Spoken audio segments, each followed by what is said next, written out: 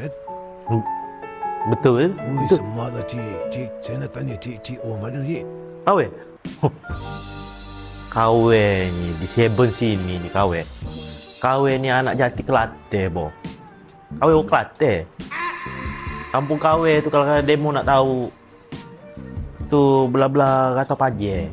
Oh. Kampung kawe. Biasa lah kawe. Sebab tu kawe ni bila dalam pasukan ni kawe duduk cawangannya hardcore.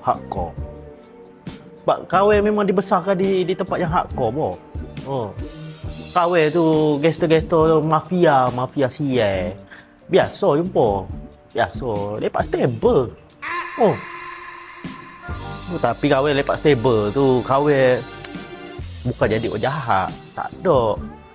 Kawe warna ni cari maklumat gitu. Kawe nasib baik jadi polis Malaysia. Kalau tak nyari-nyari kawe jadi polis Thailand. Demo ni tanya-tanya kawe ni kenapa? Tu lagi ni kawe sebenarnya tadi pagi kawe nak cerita ni. Kawe serabut ni, tengah serabut. Gini cerita dia.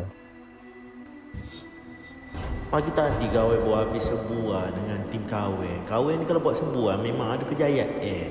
Jadi member kawe cerita dengan kawe sampai kawe minum air Nescafe tu. Dia kata bos kawe ada kat pejabat buat habis cuti raya. Baru kawe teringat orang kawe ada di atas meja bos kawe tu dah berabuk dah. Kawe kena pastikan dia sign tu.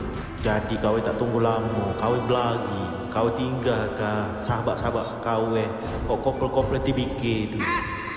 Sampailah kawe depan pintu bos. Kawe nampak dia daripada pintu cermin tu memang betul ada borang kawe. Ay, naik cuti banyak pula borang nak nasain.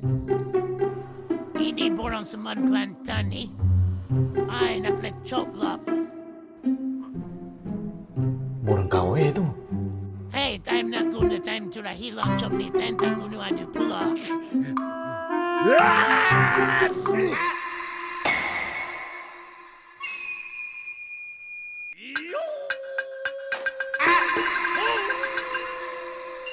Dia buang macam tu je. Dia buang macam tu je borang aku. Kau tahu tak tu first time aku malu. Aku bukan buat apa pun. Aku punya isteri tu dah kena bunuh.